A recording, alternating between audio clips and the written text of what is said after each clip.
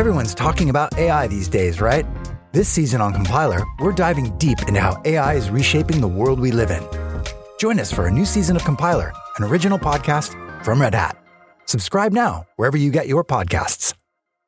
One of the hardest parts of getting older is feeling like something's off in your body, but not knowing exactly what. It's not just aging, it's often your hormones too. When they fall out of balance, everything feels off. But here's the good news. This doesn't have to be the story of your next chapter. Hormone Harmony by Happy Mammoth is an herbal formula made with science-backed ingredients designed to fine-tune your hormones by balancing estrogen, testosterone, progesterone, and even stress hormones like cortisol. It helps with common issues such as hot flashes, poor sleep, low energy, bloating, and more. With over 40,000 reviews and a bottle sold every 24 seconds, the results speak for themselves. A survey found 86% of women lost weight, 77% saw an improved mood, and 100% felt like themselves again. Start your next chapter feeling balanced and in control. For a limited time, get 15% off your entire first order at happymammoth.com with code NEXTCHAPTER at checkout. Visit happymammoth.com today and get your old self back naturally. Coming up on episode 354 of Wheel Bearings, we've got the Ineos Grenadier Quartermaster, the Polaris Ranger EXP, and Genesis GV60, the Ford Mustang Dark Horse, VW ID Buzz Campers, Stellantis' Investor Day, the Maserati Gran Turismo Folgore, GMC Acadia First Drive, and markups on the Chevy Equinox EV. All that and more coming up next.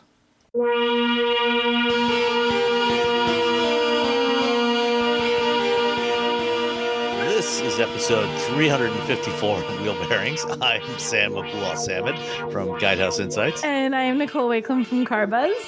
And I am Roberto Baldwin from SAE International. Oh, I like the way you roll. I know. Roberto Baldwin. When I pick up food, I'm the tallest white guy you probably know, and I walk in every time. I'm like, I got an order for Roberto, and they're like, okay. There's typically a pause. The place I go to a lot, they're like, oh, okay, yeah, we know you. But there is just like in high school when the teacher would say Roberto, and she'd look around the room, and I raise my hand, and they just kind of give me the side eye. They're like, are you really? Or are you just messing with me? If you say so. Actually, I know a taller white guy than you. That is named Jason Roberto? Howell. No. His name Jason Howell Jason is Howell. Jason Howell is taller than me. He's like 6'8". Casey from the Virgin, now platformer. He's taller than me. We didn't meet each other for like the first 2 years we knew each other, and I'm like, I got to be taller than Casey. And people are like, and then I went, and he's taller than me. All right. Nicole, what have you been driving? Okay, I got two things to talk about this week. I was driving this week the Genesis GV60 Performance all-wheel drive. Base price on this is $69,550, and gentlemen, destination. Genesis. Oh, hold on. $1,195. Wait, $1,500, Sam, and $1,195. Wait, 15. Now we got to do math. See, the new rule makes us have to do math. Really close. I literally, hold on a second. It's $1,350. Who's closer? $1,195. I was up by $150. And you said $1,195. You were off by $495. So Robbie wins it by $5. Okay, that's I was like, wait. No, I'm sorry. I win it by $5. You were up by $455 or $155. Oh, I forgot what we were saying because I realized I had to find the numbers from my car. I gotta actually do math, and it's. So I won it by $5. Okay, I love that you and me were like, I can do that. Okay, so go Sam. Okay. So tell us about the GV60 Performance. The GV60. Okay. So this is I want to call it a crossover. It's an SUV, but it doesn't feel super large. It's a hatchback. Hatchback. Okay. Let's call it a hatchback. It's an electric vehicle. It's an EV, which was kind of fun. It's neat when I like getting EVs, like honest to God, pure EVs in the driveway. It's always sort of neat. It has the flush handles. I have to comment on this right off the bat. So it has the flush handles. They pop out like at an angle when you walk up with the key in your pocket, or if you actually unlock it. But I went out with my brother-in-law's wife for dinner last night, and she hated the flush handles so much. She said she would never buy this car in all of her life ever because of that. because she says it feels weird when you grab onto it. She's like, I feel like two things. She's like, first of all, it's like hard to grab if they're damp because the sprinklers had gotten onto the car and it was wet. Your hands like slide off of the metal. But she was like, what if this like decided to close? I'm like, what do you mean if it decided to close? What if it suddenly just closed and like grab my fingers in there? I'm like, I suppose that's conceivable, Susan. It's not a Tesla. Yeah, it's not gonna cut your hands. You know what? No. I'm actually not a. I have these are on the Ioniq 5 that we got. I'm not a fan of these types of door handles at all. No, I don't like them. I just want regular door handles that are always available. But I was just I guess there's one thing. The other weird thing about this, so when you have your normal door handled car in your driveway, and if you're running back and forth in the house or you're just running around and you have the door unlocked, it just looks like a car sitting in your driveway. If you have one of these sitting in your driveway and the doors are unlocked, it's very weird. Like it looks weird because the handles stick out. They're sticking out, yeah. So it's like very visible. It's like a dragonfly with the tiniest little wings. Yeah, and they look weird when they're open because the handles only pop open for the 2 minutes you need them. So we were all like, no, on the flush door handles. And now I'm like, well, now I'm going to be thinking of Susan with her. What if your fingers get grabbed? And be like, open quickly. Don't shut and get my fingers. So that was her thing that she didn't like. She did, however, think inside it has that crystal gear shift, that flips little crystal orb shift thing. The sphere. So the sphere. It looks like a little orb sitting on your center console. And then once you turn on the car, it's like, and it flips up. And then it's your gear selector. She did think that was really incredibly cool. So hated the door handles, but that gear shifter made a big impression. So now it's back and forth. Yeah, but that wouldn't be enough to make her buy it. The gear, as cool as the gear shift was, the scary handles nixed the whole thing. Yeah, the gear shift is not very useful if you can't actually get into the car. Correct. Yeah. So she was like, no on that. So the one I had was the Performance, which is the top of the line. It has all-wheel drive. So that, like I said, that one starts to $69,550, but you can get into this for quite a bit less. The standard, which is rear-wheel drive, was $52,000. The advanced, which is all-wheel drive, is $60,000, just over $60,000. So there's a pretty good price range here. But the kind of neat thing, or the interesting thing, especially with an EV, a lot changes as you move up that. So I have this open on the screen so I can actually see this. The horsepower on the rear-wheel drive is 225, all-wheel drive 314, the Performance all-wheel drive 429. So you get not like a little different, not like a tiny smidge of difference in horsepower. Not like, say, 14 horsepower difference, but like a right, like we're like 14 horsepower. Who cares? Like 225, 314, 429. Those are significantly different numbers. So the experience I got genuinely was the highest horsepower version of this. You could get a very different experience driving the standard or even driving the advanced. And also the power really messes with the range that you get in these two. So the base trim, the lowest, the standard, has 225 miles of range. Then you go to the advanced, it's 314. When you get to this one, though, it's 235. So again, you're getting like once you get to the Performance, there's a big difference in range. But even when you're at the other two, you got to these, like the differences are dramatic with this. Like sometimes the differences as you go up trim levels are little steps. They're kind of big steps with this one. So I think it's something to sort of be aware of. Don't drive one and be like, oh, they're all going to drive this way. Drive the one that you're actually thinking of buying because it could give you a very, I think, different drive experience. That said, I did enjoy driving this. The little boost button on the steering wheel that gives you a little extra, opens up, gives you full juice for a minute. I just pushed it for play. Like, I wonder how much. I didn't even push on the gas, and I'm like, whoa! I needed to brake. Like I was right in the back seat of the person in front of me. So it does give you a nice little boost of power, which is kind of fun. But even without that, that's a lot of horsepower. It's a responsive vehicle. It's not that big, so you go pretty quick. When you want to go, you go. And I liked too that when this one, I was talking about little things with like the door handles and the gear shift. The sound on this isn't overly intrusive, little hum when you're at the low speed so that you don't run down random pedestrians who don't hear you coming. Some EVs, it's annoyingly loud. This is very quiet. Like it's enough, you hear it. But I don't know what the official government regulations are for sound, like what it has to level.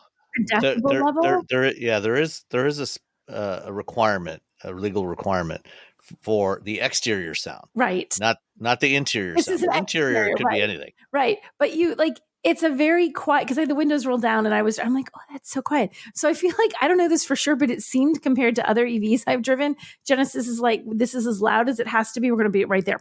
Like they didn't go a skosh over. It was exactly, it's this nice low sound. Some of them are annoying and people don't look at you like, oh, there's a car. They look at you like, what the heck? Like it was sort of like, what are you driving? Bothering me? That horrific noise. Yeah. So I did enjoy driving this. One of the things I wanted to try and couldn't, it has a facial recognition thing on the E-pillar. It's like a little rectangle, maybe as long as a credit card, but thinner. And you can use that so you can just kind of lean over and it will open your door. To set that, you need both key fobs. Yeah. Oh, are you sure? I did. I had one, I tried it and I'm pretty sure I didn't have both fobs. Mine literally says, and I tried it 3 different times. Okay. I'm like, wait a minute. So I'm sitting there with a key fob. I'm in the car. He's like, you need both key fobs in order to. They may have changed that to add extra security. Key fobs. It says like both whatever keys. Like, and I'm like, well, I don't have both of them. Like the fleet company has the other one. No, there was a kid who did it. Who grabbed one of his parents' keys, did the thing, and now I can steal the car anytime I want. I don't know. But so now you have to have both of them. And it might be exactly that, Sam. I don't know if that's something they changed, but I really wanted to play with that. And after I find the settings, because you got to go into the settings menu and find the spot where it lets you change that. And it's like, okay, yes, I'd like to change. Yes, please change. You need both keys. Come on. Couldn't play with it. I think. Did you try the fingerprint sensor? I did not try the fingerprint sensor. I got all disgruntled when I couldn't use the facial thing, and I'm like, "Get it? I'm not using your fancy tech." No, but I've tried fingerprint things on cars. That wasn't cool. The cool part would have been just looking at my car and having it go like, "Welcome, Nicole," and the doors open. But I could not experience that, and I was a little sad. I'm not gonna lie, I was a little sad. But this, and this does like what Genesis does very well. It's like the price on this at $70,000. It's not a cheap car, but you get so much content in this car. Like you have a digital instrument cluster, you have a 12.3-inch navigation system. There's this cool Bang & Olufsen audio system. You've got a wireless charger, like you said, the fingerprint thing, the Face ID thing. When you have both keys, it has Nappa leather seating surfaces and like a microfiber headliner. It looks and feels like every bit the luxury car. And, it's not cheap at $70,000. I'm not saying it's cheap, but it's got lots of horsepower. It's got style. It's got all the features inside for only $70,000. You could look at this in other brands and think that it's going to be a chunk higher. So I think they continue to do the same thing that Hyundai does. They give you a very good value for what you get. You do, apples for apples in another OEM, and you're going to pay a little bit more for the same experience.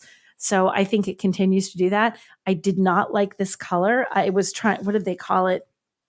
It looks like it's copper. I could not find it. They have it written on my little loan form, but this man's handwriting leaves something to be desired. It looks like something copper. It looks like Adamaca, Statamaca, Stamaka. It's copper. I think it looks like a rose gold.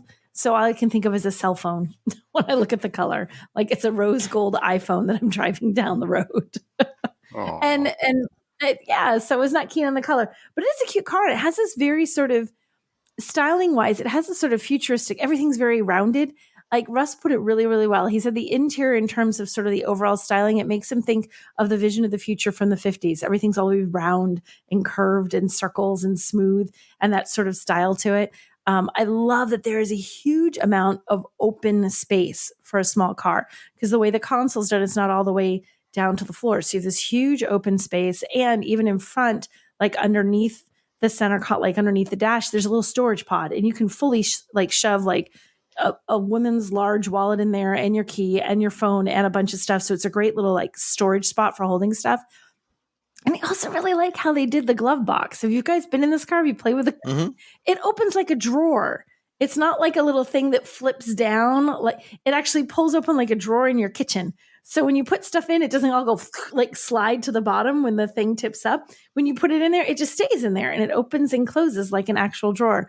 I thought that was neat because you're ever putting stuff in a glove box and everything falls to the very bottom in the crease and you're like fumbling in there to find a pen or a straw or whatever is settled at the bottom. This is just a nice flat actual drawer, which I thought was kind of neat. So I enjoyed driving this. I thought it was It was beautiful. It was unique. It has styling. It's different. Not everybody knows what it is. Oh, that was probably the only thing, Genesis, I hate this.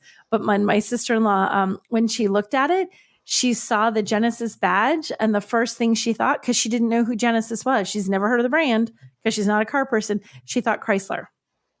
Yeah. The new Chrysler. Right? It does kind of look like the Chrysler wing badge. And it had nothing to do with the style, just the badge. If you're not a car person, when you first see that, you probably think of Chrysler. So, but she had no idea who Genesis was, or even like not, oh, who owns them or whatever, just what is this car? Which I think goes back to the fact that even though the three of us know them and a lot of our listeners probably know them, they are still a relatively unknown brand. They don't have that same kind of instant recognition. If you see a Ford or you see a Chevy or you see these other brands that have been around a while, people still don't know it. So I feel like when we're recommending people, check it out, try it, tell your neighbors have no idea that it even exists. So our friend Wendy Orthman has some work to do on brand awareness. Yes. For Genesis. Sorry, Wendy, that's not a slam against you. No, it's just, I think it's just totally a slam against you, Wendy.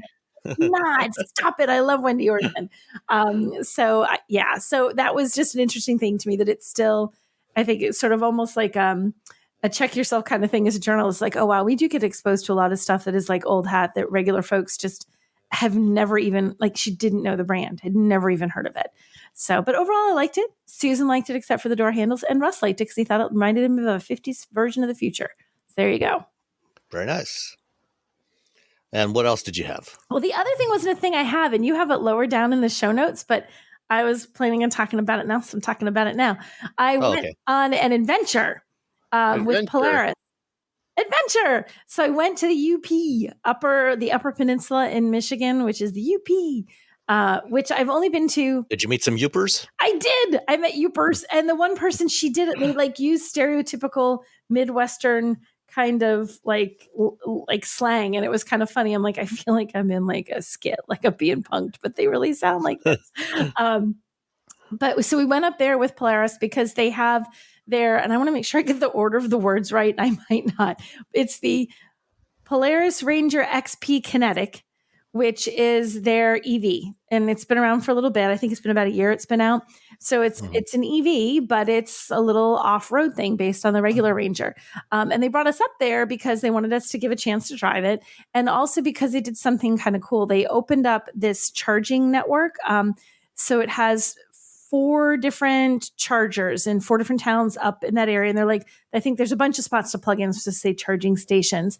It's entirely free. And it's on this area where there's all these trails. It's like 100 miles of trails basically that it ends up supporting. And it was like a joint effort between Polaris and the Michigan Economic Development Corporation and the Michigan Office of Future Mobility and Electrification, all sorts of government entities, because it's not a cheap thing to do all this. Right.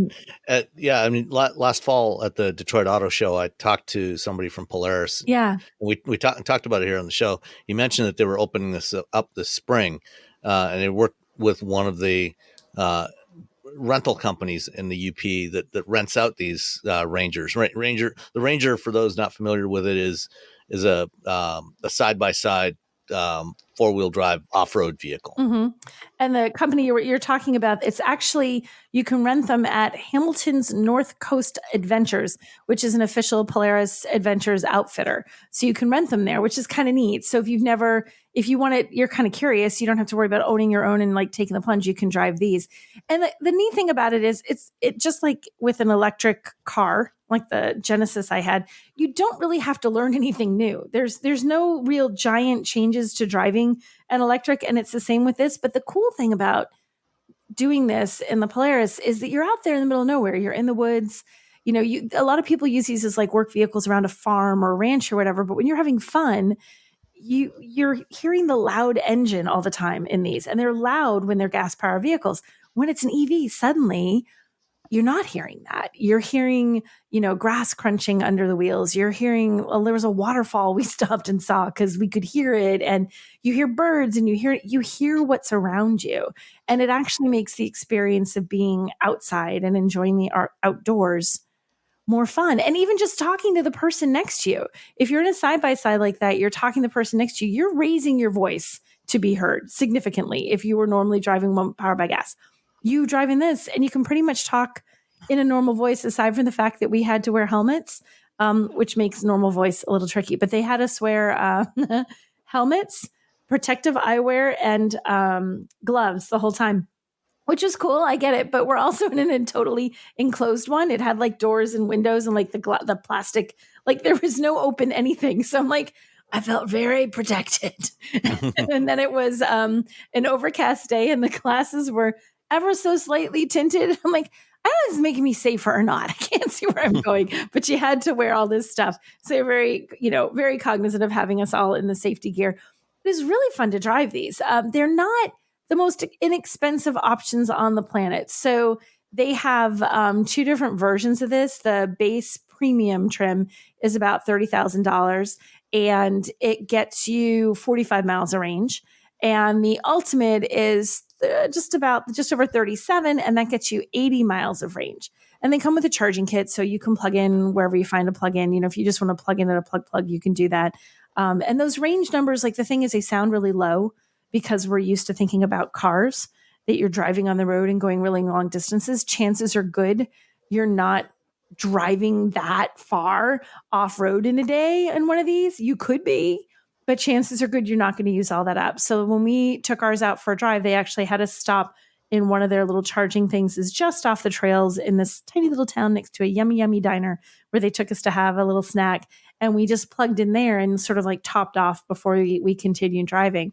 I think the only thing that I heard someone say, there was a woman on our trip who had never driven an electric vehicle. She was an automotive journalist. She was like a Michigan blogger talking about the Michigan lifestyle and places you can go. So her thing was not vehicles. It was more the experience of come to the UP and do this. And she hadn't driven an EV. And she said it took her a little time to get used to the regenerative braking. It threw at first when she lifted off and it stops. Which is kind of the case in any EV. If you've never experienced that the first time you do, depending on how high it's set, it can be a little disconcerting. But they also have the ability to change it. So if you want to make it very mild and you don't want to notice it, fine. If you want to make it a little bit more aggressive and you really want it to brake, you can do that. But I had a great time driving these. It was really fun. And it's a beautiful area of the country. I mean, it's absolutely gorgeous. And I think, this is sort of, like I said, it was a bunch of organizations. It wasn't just Polaris did this on their own because it's not an inexpensive proposition to build this stuff. And it's not as though when you're in these really rural areas, like you're in the UP, it's not like there's a huge number of people that could be coming through here to make this a real great profit-making proposition for any company who would install an EV charger because there's not going to be thousands of people plugging in. So it's kind of neat that they did this because it's sort of almost like a test. How does this work out? Do people like doing it? Does this help people? How does this work? How we do this in the future? So it's neat to see them do it. And anybody could plug in. So if you want to just charge your EV, you could technically do that, like your regular old car. It's not exclusive to people who own a Polaris. So if you were going up to the UP and you wanted to rent one of these for a day and do a little adventure around this loop, how much would it cost? You know what? I don't actually have the rent. That's a good question. I didn't actually get the cost to rent one for a day. What was the name of the place? It's called, we can Google it, Hamilton's North Coast Adventures, which is one of their Polaris outfitters. I actually did not get that. I did not even think to ask for the day. I don't know that it would be that much more expensive than getting, I wouldn't think, than getting just one of the regular ones. Are you Googling now, Sam? I'm Googling now, so just keep talking. Okay. So, but I mean, that's the gist of it, that it basically, it gives you, and they have the EV charging stations are cool in that they have solar power, and they were saying they use the solar to sort of charge up the battery banks that are at the charging unit. And then when people plug in, it's going to pull from those batteries, but it is also wired into the hardwired in there. So if batteries don't have enough, it can still charge you up, but it can just kind of solar power and store all day, which also makes the concept of these possible to do someplace where you didn't have access to power. You'd be limited by what the solar power and the batteries, but you could put these technically anywhere, even where there wasn't this huge electric infrastructure to support them. So that was kind of neat too. So a full day rental for 9 hours for one of these Polaris Ranger Kinetics is $299. So two people, $150. Right? It's not bad. It's not, for a full day, if you look at, various other types of excursions that you might do on a vacation. $300 for a full day is actually not bad at all. It's not bad at all. No, it's fun. I'm assuming it comes with gear that they put on you that's all sweaty and gross that someone else has worn, since you probably don't have a helmet. Almost certainly. I was sure. Hopefully, it's not super sweaty and gross. I don't know. The helmet. I the only really thing you have to worry about being sweaty and gross is the helmet, right? That's it. Yeah. That's why you wear the helmet sock. Yeah, I'm sure they disinfect them, spray them down and stuff. Like a bowling alley. I used to run a bowling alley, and I would have one like you have to spray it in every shoe, and I would have employees that just sort of spray over all the shoes. Like if there was a big group of bowlers, I'm like, "What are you doing?" She's like, "That's good enough." I'm like, "No." No, I don't want to never bowling again. Okay. Sorry about that. So I put the link to Hamilton's North Coast Adventures in the show notes. And it's really fun. And the thing is, the two different versions that they have, what changes is it gets a little more tech inside, in addition to getting the longer range. We also get a fancier little display. Like there is like a little infotainment type display screen, way tinier than what you have in a car, but you have a little touch screen and everything. So it is kind of neat. It was fun. I enjoyed it. And it's something I never do on my own. I've literally only done it with these guys a couple of times. But I'm like, this is really fun. I should just do this one weekend because this is fun. I actually enjoy this. Oh, I love side-by-side. Yeah. So, and the standard gas-powered Rangers start at about $12,000. So they're a lot less. But they're one of the things that they pointed out, if you're someone who drives the, if the off-road vehicle thing, the ORVs or ATVs, or if you want to call them, has been your thing, is that there's a lot of maintenance that's you have to deal with when you have the gas ones, and there's a potential for things to go wrong a little bit more. So, you're paying more for this, but you're also reducing a lot of your maintenance costs theoretically by having the EV instead. So there's a little bit of a trade-off there, and you're not having to, put gas in it all the time. So there's a trade. But I honestly, if I was going to buy one, I like off-roading with the electric.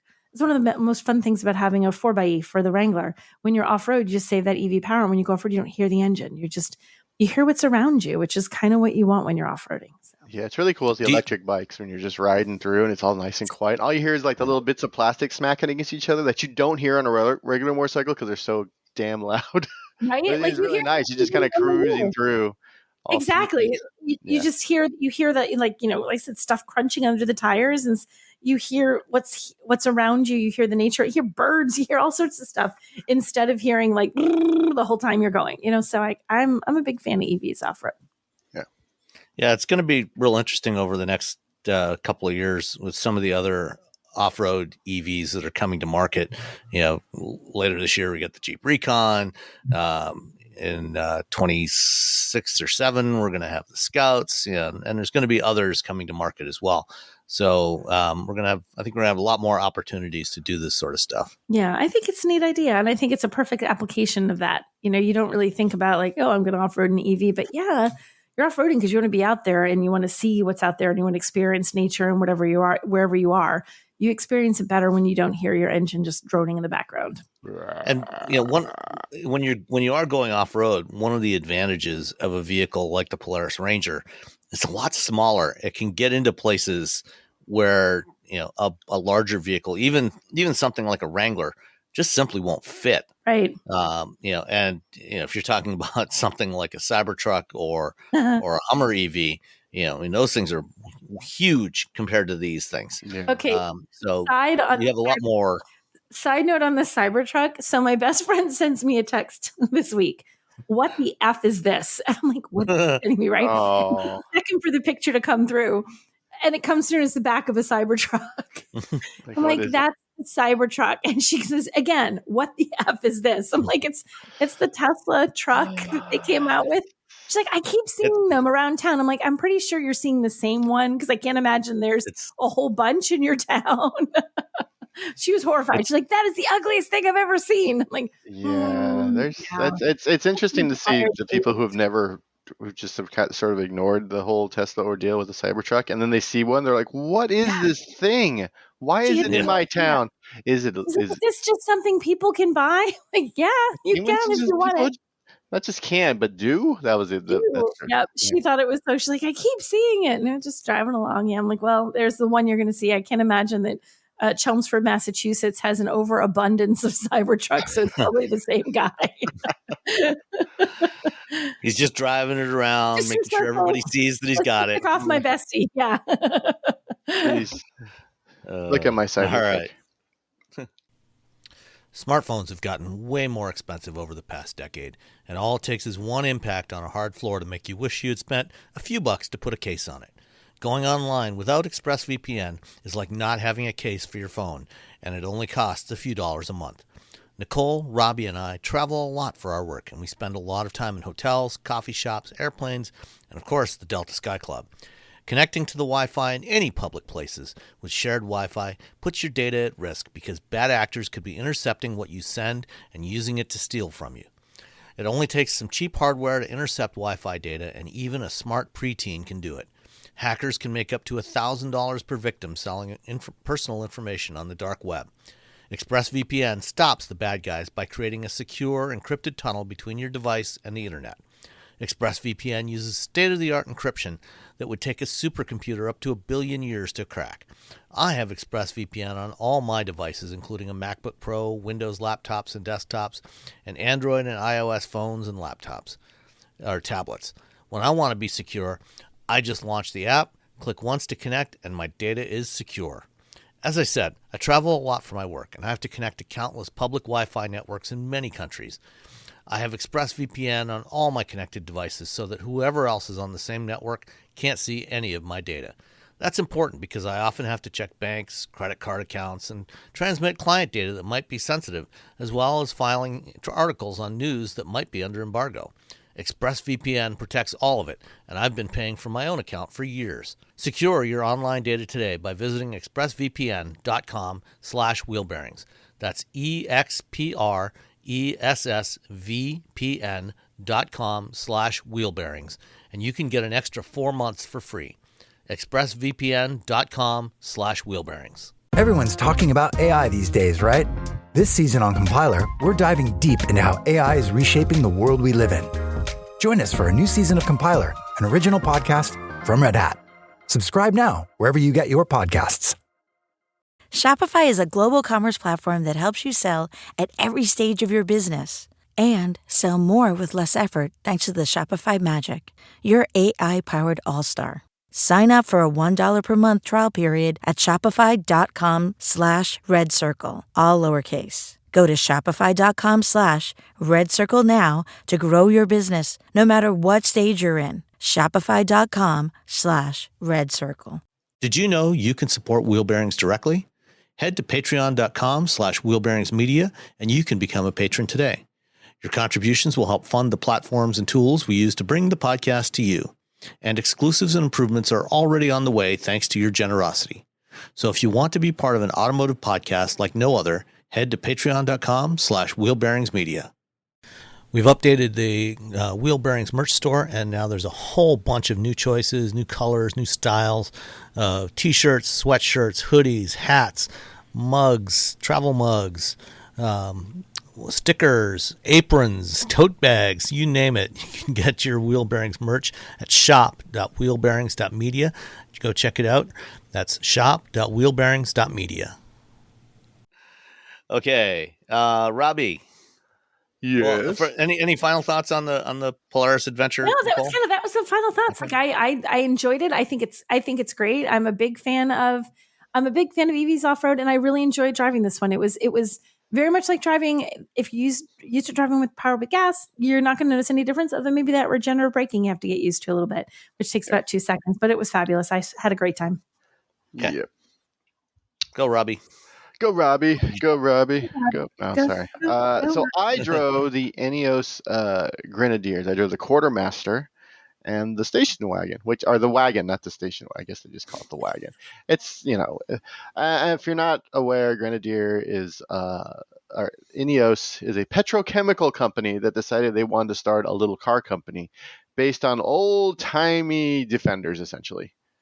So if you're a big fan of old-timey or Land Rovers or old-timey, any old-timey 70s, early 80s off-roader, that's what this looks like. It looks just like one of those.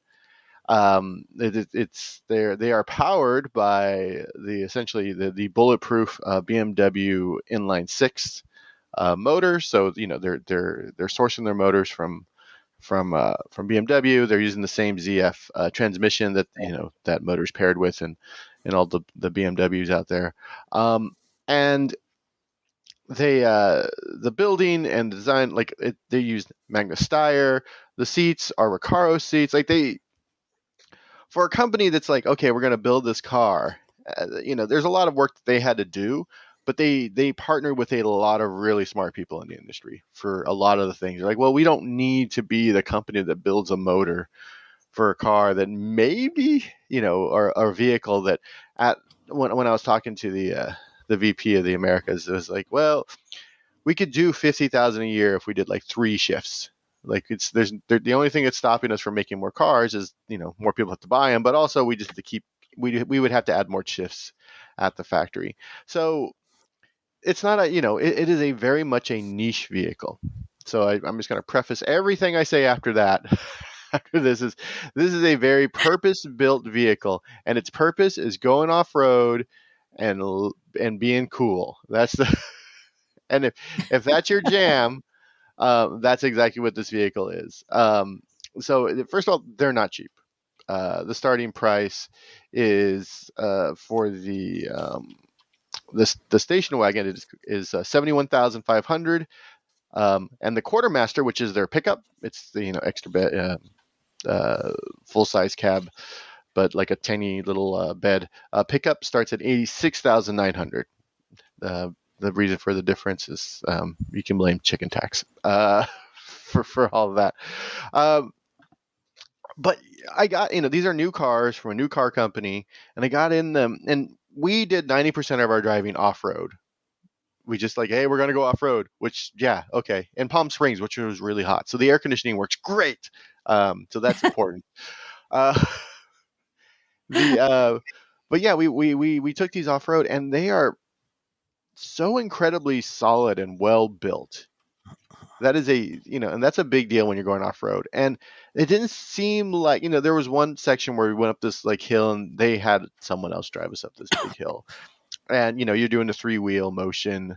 The tires are all over the place, and it just felt like it was like, yeah, that's no big deal. Like nothing felt like it was a big deal in this vehicle. Anytime you had to do something, there were a few areas where you had to crawl, do a little bit of rock crawling, and it just goes. It just does the thing it's built for. And so, but doing the thing that it's built for does create one really weird situation, and that is steering. So it has old-timey recirculating ball steering. Now, recirculating ball steering, the reason they're doing with this is because it's great for off-roading, and it's also really, really solid. Like it's less likely to break versus rack and pinion steering, which is all the things that you have now. Also, because the turning is so, you have to turn it like 5 times to turn left. You're less likely to snap your thumbs off.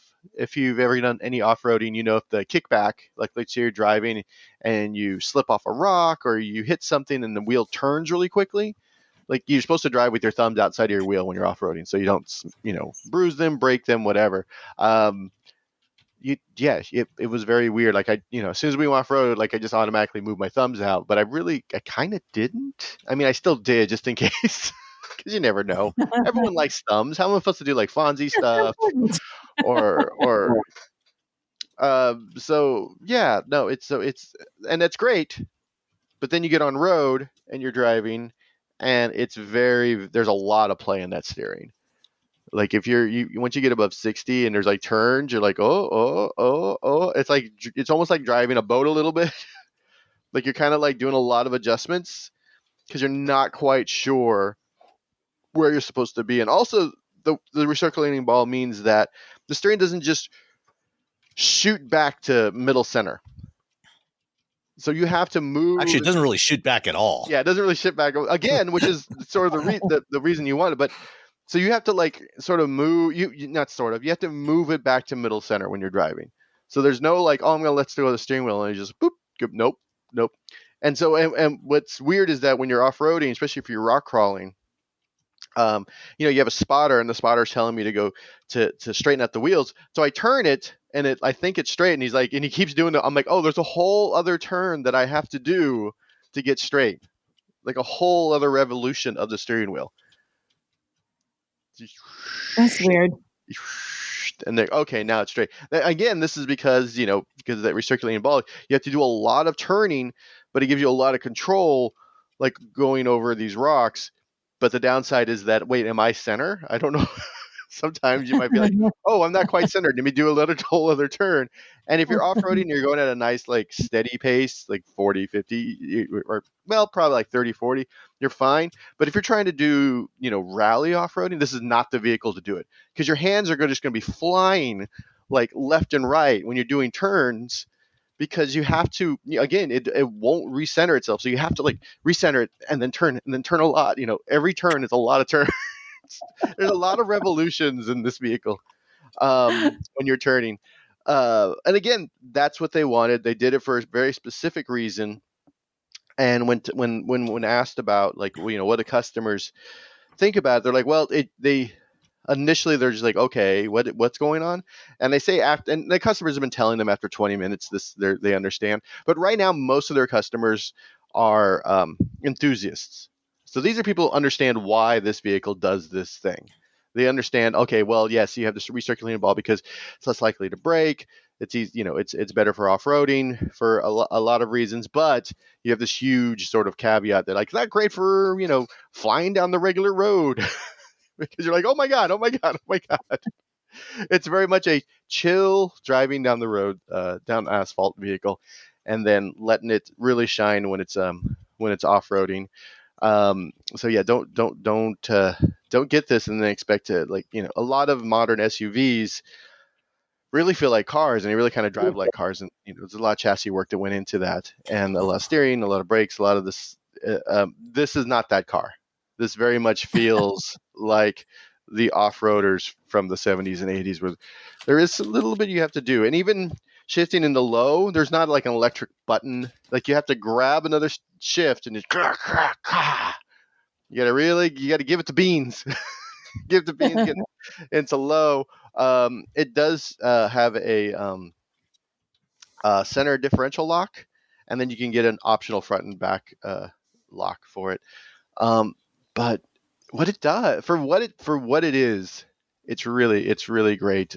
I really enjoyed it. I had a lot of fun driving it, and again, even talking to them later, like, it's going to be enthusiasts, and then it's going to be people who are like, well, I want something like a G-Wagon, but I don't want to be like everyone else. And so you're going to get a lot of people who are going to buy these, and it's never going to go off road. It's going to look like it's going off road, but it's never going to go off road.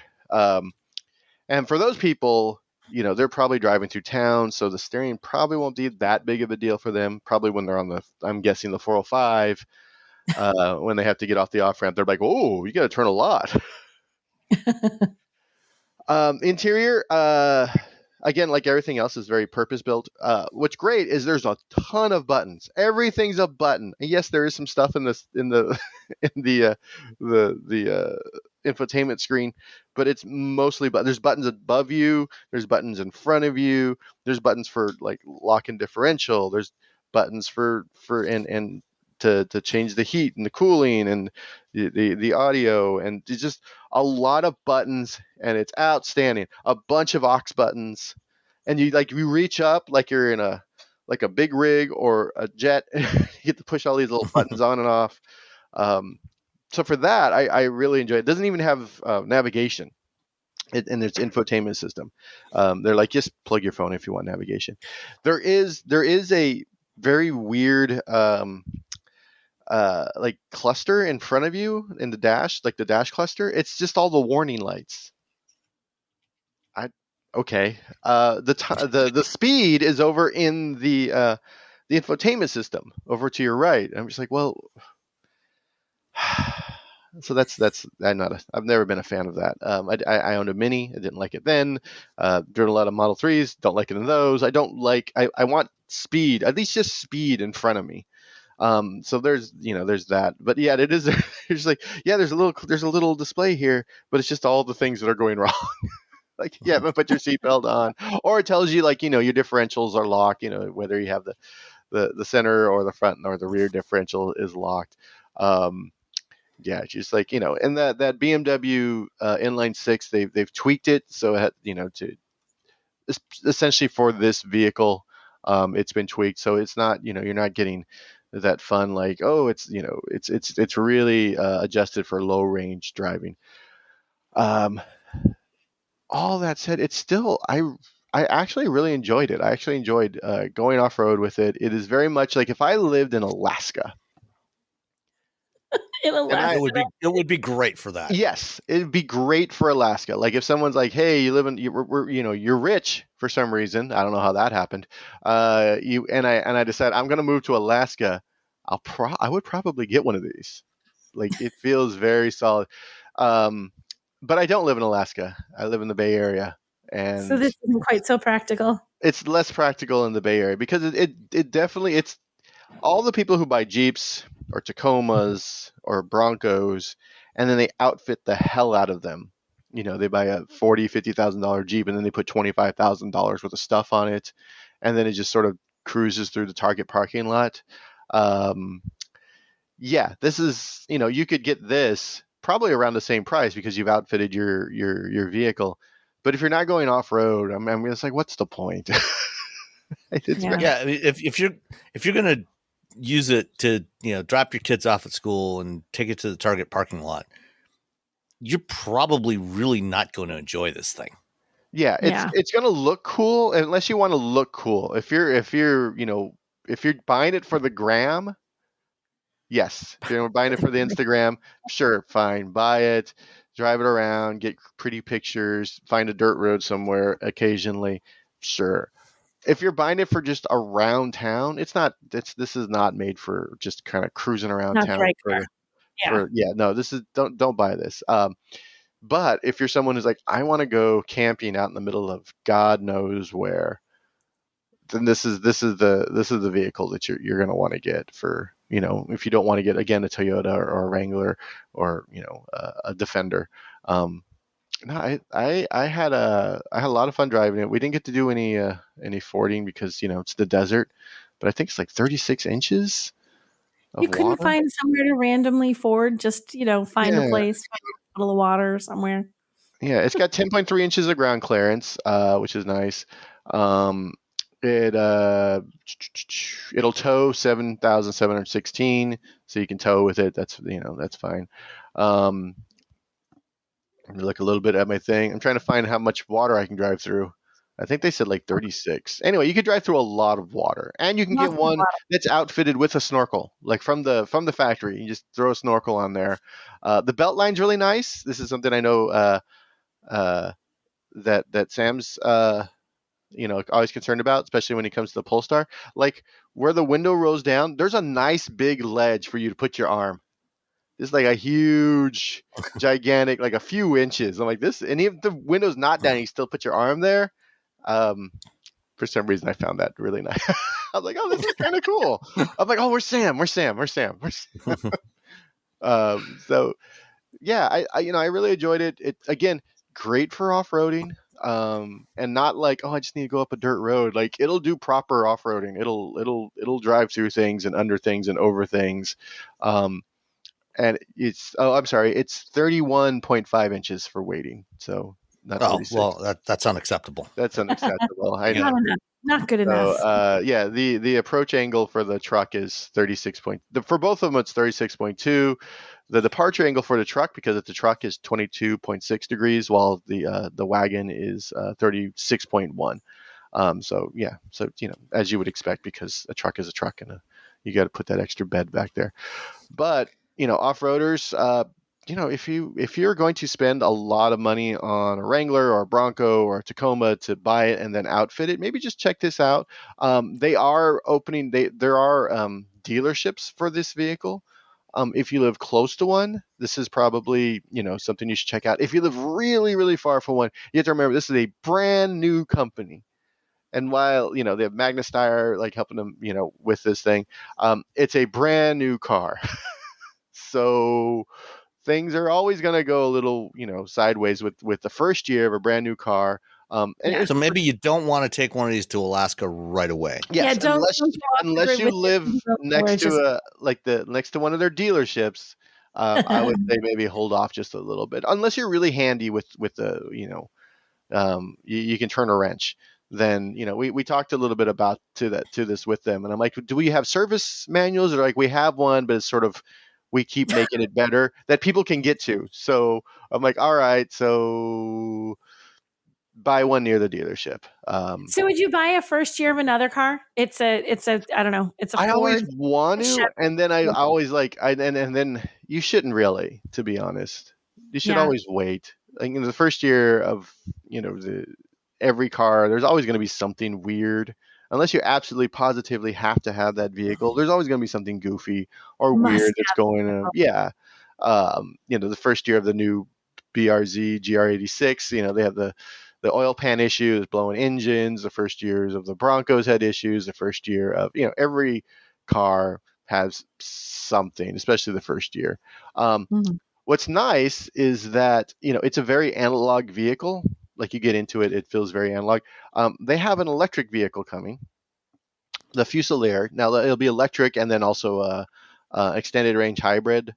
Um, but if they keep all the analog bits inside and they're just like, oh, it's just electric now, that would, I don't know, that would be great, to be honest. And I told him this. I think there really is a hunger in the market for people who, I want an EV, but I don't need spaceship technology inside the EV. I don't need the latest and greatest technology. I just You want to be know, able to say I'm driving a vehicle that's quiet, that's better for the environment, that every morning when I wake up, it's charged and ready to go. But I also don't want to get in and have like 50 like bells and whistles yelling at me like, "Hey, do you want it to, you know, be your best friend? Do you need an AI best friend? No, no, I don't need an AI best friend. I just want to drive around and push buttons." So yeah, if you like driving around and pushing buttons, um, you know, Fusilier, you know, year two, it's going to be awesome.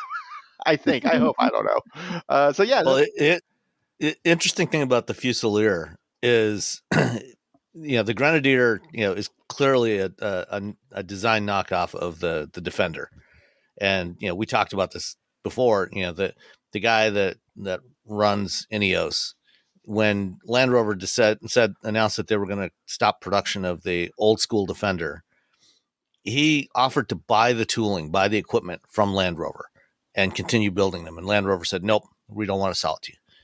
And so he went and hired designers and engineers, and they designed a vehicle that looks very much like the old Defender. And Land Rover actually sued, you know, for trade dress infringement, and lost. And so he got to go ahead and build this thing. And the Fusilier, the upcoming Fusilier, actually looks very much like a G-Wagon. It does look exactly. It looks pretty much like a G-Wagon. Like if it was driving down the street and you didn't know it was a different company, if you just kind of saw it really quickly, you're like, oh, there's a new G-Wagon. Like, nope, no, it's not. Yeah. So would you, I guess, would you ever consider taking the Quartermaster over the wagon? I mean, is it worth? Losing the space is what it use worth? case would you have for the pickup truck? That's the thing, is that with the pickup trucks, is that um, unless you're carrying something that's going to be just not going to fit in the back, it's going to be taller, it's going to be longer, it's going to be, you know, for all these different reasons, or you just don't want it in your vehicle. That's what the Quartermaster's for. If you know, if you're going to throw a bunch of junk back there, you know, if you're a person with dogs and you don't want to sit in the back seat, there's a lot of room in the station wagon. You can throw them in the very back. It's why I want a K van from Japan versus a K truck, because Okay. mostly it's like, oh, I can put the dogs back there. And I can still do a majority of the hauling that I need to do. Occasionally there'll be something, big and whatever. But if you let's say you don't want to, let's say you already have stuff stacked on top of your vehicle and you have like a kayak or a surfboard or whatever, and you want sticking out the back, then you're like, oh, maybe I should get the Quartermaster.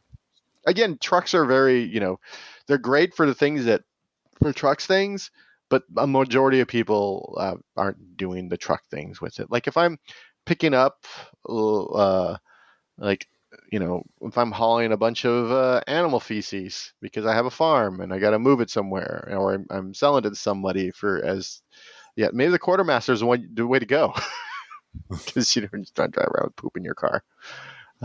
So, yeah. Okay, cool. Do you know what the delivery fee is on this thing? I couldn't. You know what? They had a Monroney in the car, and I forgot to take a photo. I was just looking and see if I had a photo. So I don't know what the delivery fee is. And then I looked on the site and I tried to configure a car. So it's money. I don't know how much it is, but it's money. They're not. These are not inexpensive. The station wagon starts at $71,500, and the Quartermaster, way more expensive, $15,000 more at $86,900. But and I drove both, and both of them I was like, oh, this is really cool. And then you driving off road, if you're doing like 70 and you're in a mountain, let's say a mountain pass on the freeway, and there's a lot of turning, it's a little challenging. So don't buy this if you think you're going to be driving 80 miles an hour like a lot of people do in like an Expedition and going around corners, because those cars are they're not really for off-roading. This is definitely this is what you're going to do with it. If you don't like that, go buy something else. We're fine. Yeah. We know we have an audience for this, and again, if I lived in Hawaii, this would be cool too. Anyway, if you live somewhere where there's like a lot of your life involves off-roading, this is a pretty sweet vehicle. Excellent. All you homeowners have unique needs. Some feel the need to leave up holiday decorations year-round. Others have the need to use their garage as practice space for their new metal band. And because each homeowner has unique needs, Geico helps you get the right coverage for your home and what's in it. That way, you get exactly what's right for you, even if your needs are unique. Get more with Geico. All right. Well, I had a vehicle that is very much not for off-roading. Very much not as quiet as the Genesis GV60. It's kind of the opposite of both of these vehicles. It was the Ford Mustang Dark Horse. In fact, the Dark Horse Premium. So, when I first saw the new Mustang in almost 2 years ago now, August of 2022, when they did a backgrounder before they unveiled it at the auto show that year, I was not crazy about the design changes that they did to the new Mustang compared to the previous generation. It's grown on me a bit. Especially the back end is more appealing to me now than it was when I first saw it. Still not thrilled with the front, but it's getting better to my eyes. One thing, the Dark Horse is the top end of the current Mustang lineup. So right now, at this point in time, they don't have any Shelbys in the lineup. They don't have any GT500s or GT350s or Mach 1s or Bullets. This is the top end Mustang right now. And after driving it for a week, I can say that when at some point in the future, which probably won't be within my lifetime, when there are only electric vehicles left and there are no internal combustion vehicles left, I will absolutely miss the sound of a great V8. And this V8 has a lot of sound. It sounds fantastic, especially when you really open it up. It doesn't sound as good as the GT350 did, the last GT350, which was by far my favorite Mustang. And that car, that one had the 5.2 liter flat plane crank V8, would rev to 8,200 RPM. This one will rev to about 74, which for a more traditional American V8 is actually pretty good. It's pretty fast revving engine. The thing about the Dark Horse is it's only got 14 more horsepower than a regular Mustang GT. So the changes they made to the V8, the 5-liter Coyote V8 for the 2024 models, they gave it this twin throttle body intake setup. It's 486 horsepower now. The Dark Horse is only 500 horsepower, which, I say only that's a lot of power. But again, that's only 14 more than the GT. And the one that I drove for a week came to a grand total of $75,450 for a Mustang, which was not as much as the last GT500 I drove, but at least a good 10 grand more than the last GT350 that I drove. And I have a really hard time making a case for spending $75,000 on this car. That's a lot of monies. That's actually a significant amount of monies. It is a significant amount of monies. Do you want to guess at the destination charge? Oh, $1,250. $1,250, you said? Yeah, $1,250. $1,600. Oof. Ooh, Robbie was within $5. Yeah. $595. Wow. Yeah. You got to pay for all that noise because while it's sitting, even when it's off, it's all blah blah blah blah blah blah blah. Yeah. Well, the Mustangs a couple years back, even on the previous generation Mustang, they did introduce a quiet mode for this dual valve exhaust system that they have. So you can go into the settings and closes off this valve, and it's a lot quieter. So when you're trying to leave your neighborhood early in the morning and you don't want to piss off all your neighbors, you can just put it in quiet mode. Or if you need to take a call while you're on the road, just put it in quiet mode, and it really brings the sound level down quite substantially. But when you really want to have fun, just put it in sport mode or track mode, for the exhaust, and you will definitely enjoy the sound of this engine. It does sound good. Not as good as the GT350 did, but it sounds really good. So the other thing that I'm not thrilled about on the new Mustangs is the interior. The big dual digital screen setup, 12.3 inch instrument cluster, 12.3 inch infotainment display.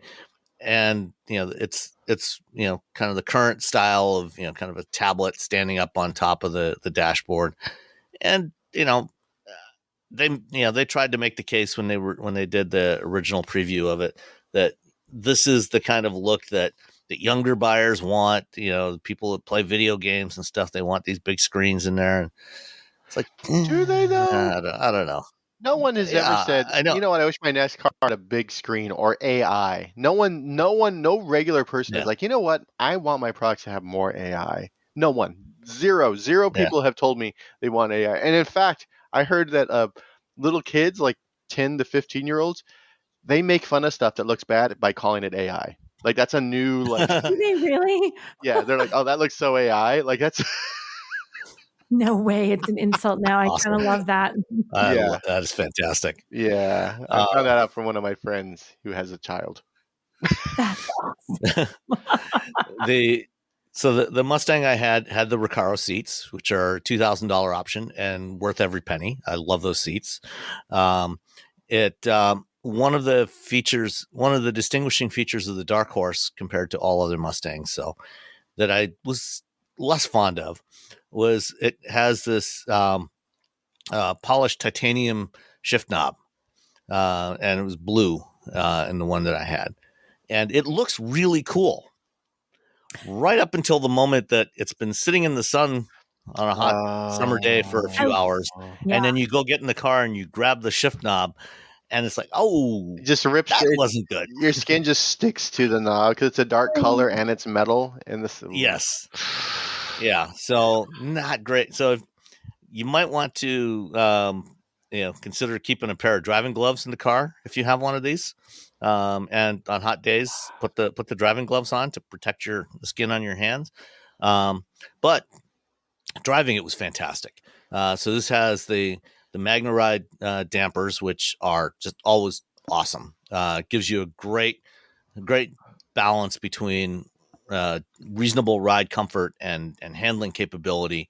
And driving this car for the past week was so much better than driving the Z Nismo that I had a couple of weeks ago. On the same roads, it just, the body just stayed nice and neutral. The wheels, the suspension took up those sine wave bumps in the road. None of the bounciness, but it never felt floaty or soft either. Because these dampers can instantaneously adjust the damping rates. It's just such a fantastic combination. It has been on every car I've ever driven that has these things on them. The shifter, even despite the metal shift knob, the shifting was great. I had the 6-speed manual transmission. The engine, just it's a fabulous engine. I love the Coyote V8.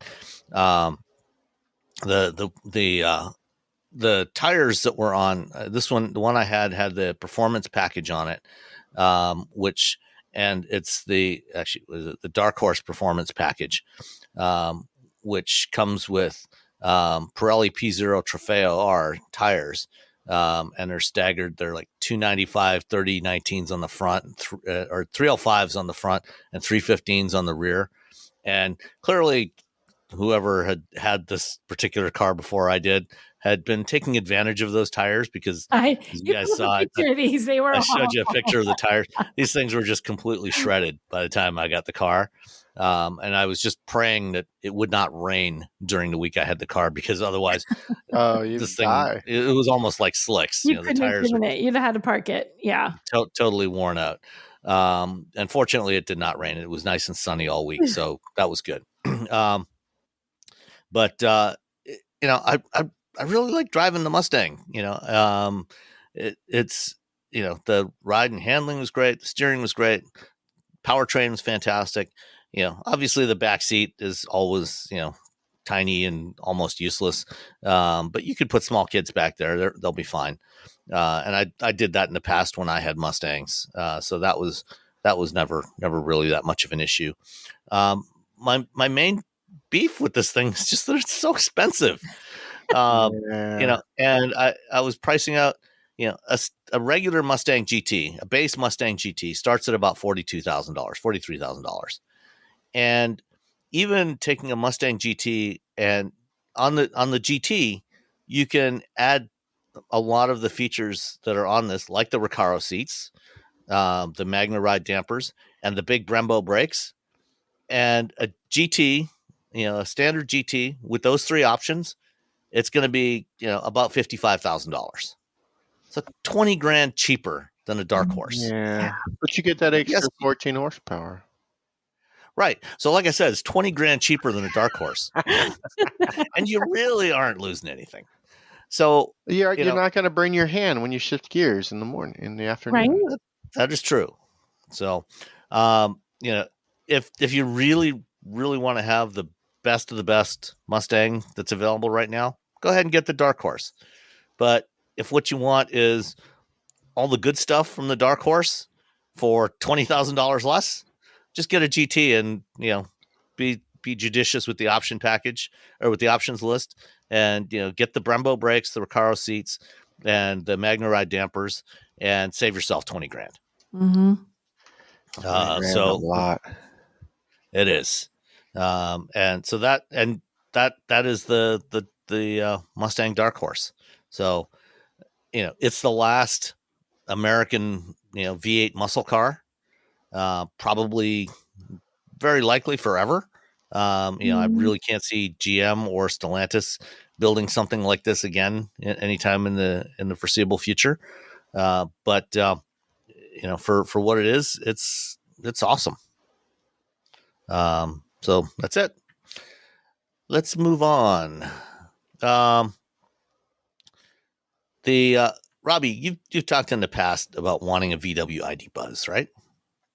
I feel like I've been talking about this is like it's been passed down through the ages from me to my children and my children's children and their children because okay, it's been over a year since they unveiled the American version, which is just the long wheelbase version, in Huntington Beach. So it's been over a year, and they're like, it'll be available next summer. Well, summer is like, what, 6 days away, 5 days away, and all we know are some trim levels. We don't know the range, we don't know the price. We just know there's going to be some trim levels. And at this point, I'm just like, whatever. There's a shock. What I feel like there'll be trim levels. I'm like, okay, cool. I just feel like they've really just sort of like it's not like they already have, you can see these in Europe all over the place as delivery vans, as personal vehicles. And I just feel like I don't know what they're doing, why they're taking so long to do this. And you're a little bitter, Robbie. Anyway, no, I'm not bitter because I have a car. It was just like, oh, this would be a cool thing to have. But I think what is happening is that people who are really, really excited about this vehicle, not so much anymore, because they don't feel like it's ever going to make it to market. But when it does, would it be any more appealing if it was available with a pop-up camper? Oh yeah, it'd be way more appealing if it was available as a pop-up camper, like the California version, or what we have here, some Dutch people. Yeah. Yeah. Yeah, it's a Dutch company is doing a pop-up camper version of the ID Buzz. What's the name of the company here? Venture. VENTJE. Venture. Sorry, everybody. Something like that. Sorry to the Dutch. We apologize. We apologize. Sorry about that, guys. But yeah, they're doing a pop-up camper version. Like the classic, VW bus campers. But based on the ID Buzz, it probably won't be cheap. It probably won't be available in America ever. Yeah, this is a short, but it is pretty cool inside. I think it looks like they're doing this on the. Oh wait, starting price with the bus. Starting price of the bus with interior is 95,000 euros. Whoa, that's a lot of money. That's significant. But it's funny, the very first comment in this particular post that you linked to, people are going to lose interest in this thing by the time it comes out. Oh, see, they're just. I know so many people who are very, very excited to have one of these, and they're just like they just don't care anymore. Especially, and if they were getting it for practical reasons, now there's the EV9. They're just like, well, I need a third row, or I need all this extra space in an EV. Or like, oh yeah, well now there's one from Kia. So, like, well, it's not as cool looking or retro, but I needed the stuff. You can actually get it. But I can actually get it. Go to a dealer today and buy one. Yeah. Oh well. You can rent one of these in the Netherlands from 450 euros for 3 nights with 2 people. Now that would be a deal. I wouldn't mind doing that. Yeah, you can. So if you're going to the Netherlands, and you're like, oh hey, I wanna get one of these. I want to go on like a little trip, like a little road trip. Apparently, it's 450 to 500 euros for depending on the package you want, what kind of bus you want, because they have a bunch of different configurations. 3 nights. So for 3 nights, 500 euros. That's pretty good. And when you're talking about campers, whether it's a trailer or an RV or anything like that, those things are, regardless, not just from VW, but from anybody, these things are crazy expensive. Oh, they're super crazy expensive. Yeah, they do get pricey fast. Yeah, like when we were at the Blazer EV drive in December in California, they had one of the Blazers hooked up to this little camper. It's called a Happier Camper, and it's this little mini camper trailer. It's like 8 feet long or something like that. Maybe not even that. And it's really cute, really cool looking. And some friends of ours have one. They bought one last year. I just looked it up. $45,000. They're really getting $45,000 for that. That's what they paid for theirs. Yeah, $45,000. I mean, they are super cute. I just Googled it. Yeah. It's very cute. I don't know if it's $45,000 cute. if you want to buy, a Mhm. full RV or anything like that, you're looking, 150 to 200 Yeah. grand They're anyway. so expensive. This What I So, found is you can just buy, for a lot of cars now, there's companies that'll make an inflatable bed that fits in your car. oh, there you go. So you can just There get you an go. inflatable bed and boom. And if you have an EV, like most of the time it has like some sort of power out. Like you Mhm. can like do that and then like, cook some food and run your whatever. Everything is USB, just powered by USB now. But some things So, needs power, but yeah, you can. so 95,000 for, the ID Buzz camper in that context actually is not that crazy expensive. It's a pretty good deal, to be It's honest. I very know cute. the It's just reason a they lot didn't bring the I'm not California to here, the last version before when it was gas powered, it was like 105,000 or 110. It's a lot of money. They're like, oh, no one's going to pay for that. And I feel like people probably would have, but maybe not at the amount that they thought that would make sense financially. not enough people would have done it. Yeah. Yeah. Because they're not doing upfitting, it's not there. Volkswagen does it in house, which means, if they're just selling, like, let's say you get a Mercedes and you're just selling the Sprinter van to people who do upfitting, if you're selling it to Winnebago, who then turns around, fixes it and sell it to someone else. For Mercedes, they're just selling Sprinter vans. They're like, yay, Sprinter vans. But for like, I don't know, a factory built, something like that, then you're like, okay, we're doing all this work and we're going to sell 5,000. Yeah. It doesn't make sense. Yeah. Yeah. All right.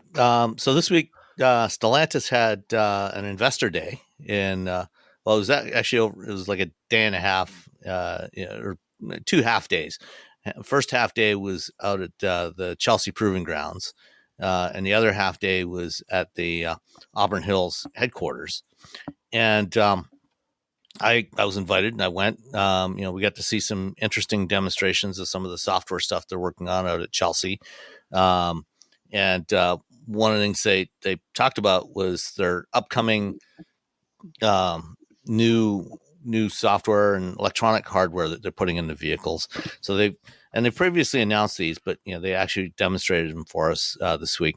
So they've got Stella Brain, Stella Cockpit, and Stella Auto Drive are coming to vehicles starting early 2025, vehicles that are launching early next year. Stella Brain is the new electronic architecture. So they're moving to one of these more centralized computer architectures in the vehicle. And then they've got a new software platform that's running on top of that.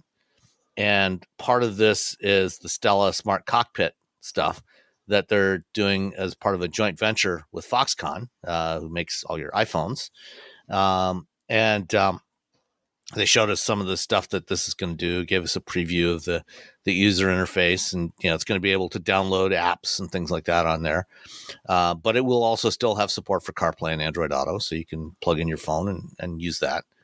And another component that's going to be on here is the Auto Drive, which is their level 3 conditionally automated driving system that is going to launch again first half of next year. So this is a system that lets you go hands-free and eyes-free, eyes off. So you don't have to supervise it 100% of the time. And right now, the only system that's like that that's available in the U.S. is the Mercedes-Benz Drive Pilot, which is when that system needs the driver to take back control, it starts to give you a warning, and you get about 10 seconds to take back control. The auto drive system, they're targeting 20 seconds for that handoff. So you actually have presumably have some time to, get your bearings, if you haven't been watching the road, to regain your situational awareness, figure out what's going on and take back control of the car. And this is going to have, it's going to use cameras, radar, LiDAR, and ultrasonic sensors. Like Mercedes, they're going to launch it on a state-by-state basis as they get regulatory approval. So right now, I think the Mercedes system is only available in Nevada and California to use. But they've also designed the system to be able to seamlessly fall back and scale back to a level 2+ system.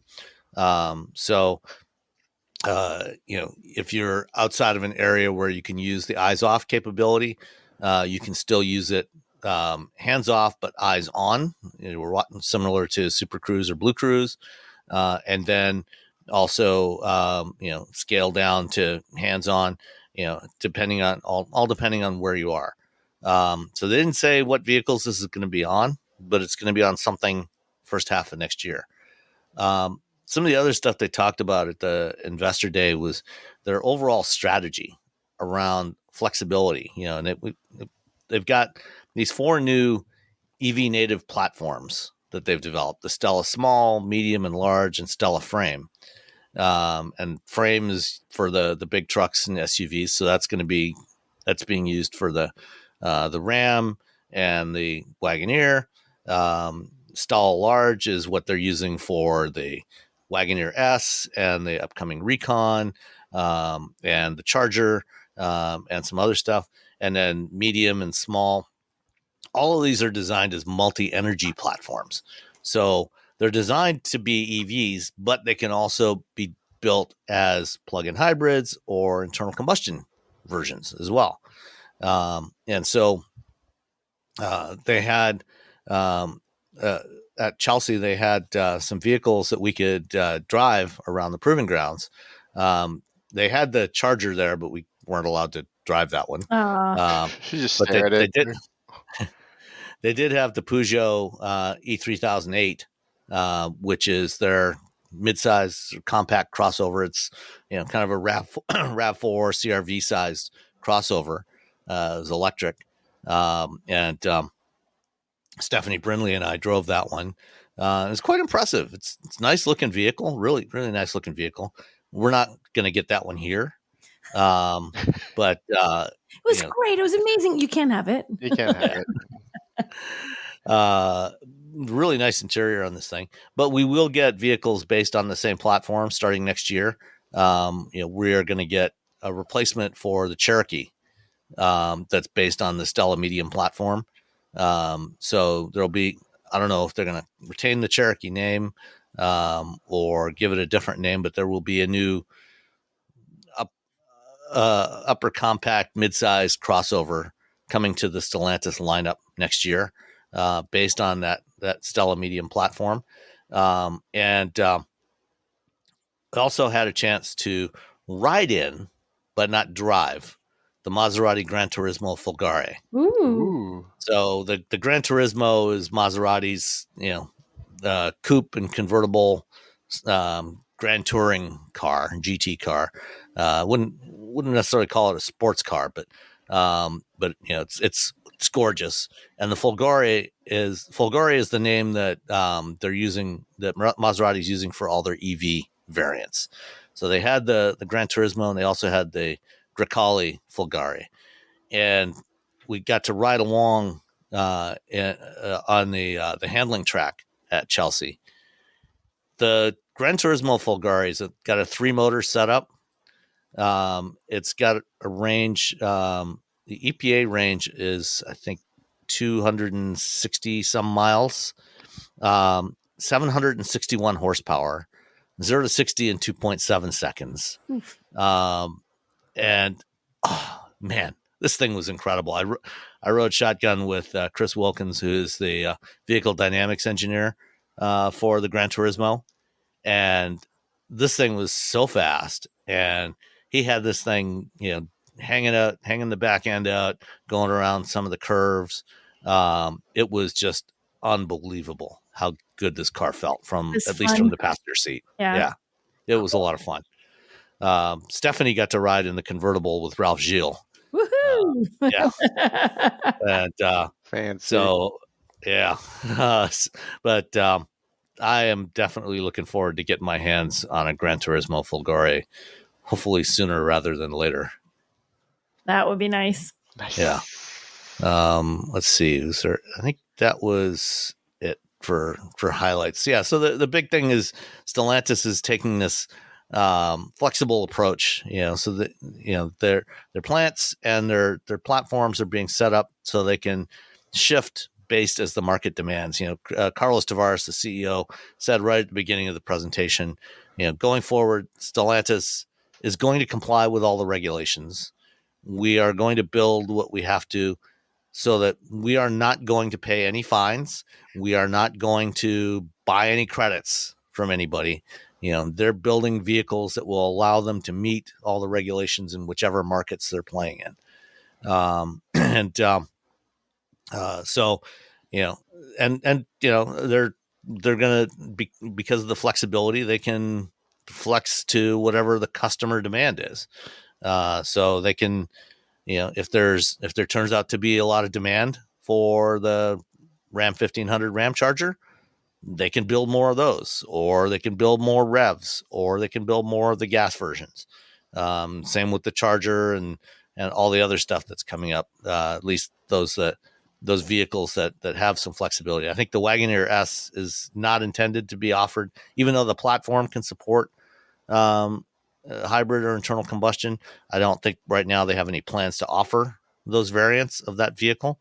Probably because it's basically the same size as the Grand Cherokee, and the Grand Cherokee already offers gas and plug-in hybrid versions, so you don't really need it in the Wagoneer S. But, yeah. So that was Stellantis Investor Day, and the link to the presentations will be in the show notes if you're interested in watching. It was several hours. There's some interesting stuff in there. It went into a lot of other stuff, around some of their plans, their global plans for what they're doing in other markets and things like that, and some of the technology. But that's just a few highlights. Nicole. Yes. You also drove the new GMC Acadia, right? I did. I got to drive the GMC Acadia. So we went down to Carolinas. Where was I? North Carolina, South Carolina. We were down in the Carolina, Savannah. We landed in Georgia and we're driving around. It's hot down there. I don't know how people live down there. But anyway, the Acadia, it was so hot. Like you walk out the door and instantly it's like, oh, it's really hot. It was like I was in Palm Springs and I'm like, why? Like, there's no water here. These people are all doomed if the infrastructure collapses. It was just so hot. Although, I mean, they do have really good food. I mean, I had like some shrimp and grits and some really good biscuits, and there's some Carolina barbecue, so I can't complain. Maybe that's why you live there. You're like, girl, it's the food. That's why we live here. You know what though? You can do barbecue anywhere. You can make shrimp and grits. This is true. I could make shrimp. You don't have to be in Carolina. In my kitchen in New Hampshire, and it's only 71. So GMC Acadia. So they kind of did like it's sort of a more of everything. It's like longer, it's taller, it's wider, so it's bigger. They have a new infotainment screen. They now offer Super Cruise, hands-free driver assistance for the entire lineup. They've done a lot of trim upgrades. There's a lot of changes. This is definitely an all new, and there's a new Turbo 4, which is the only engine that you can drive. I enjoyed this. I think what I think is nice about this is the styling that they've done.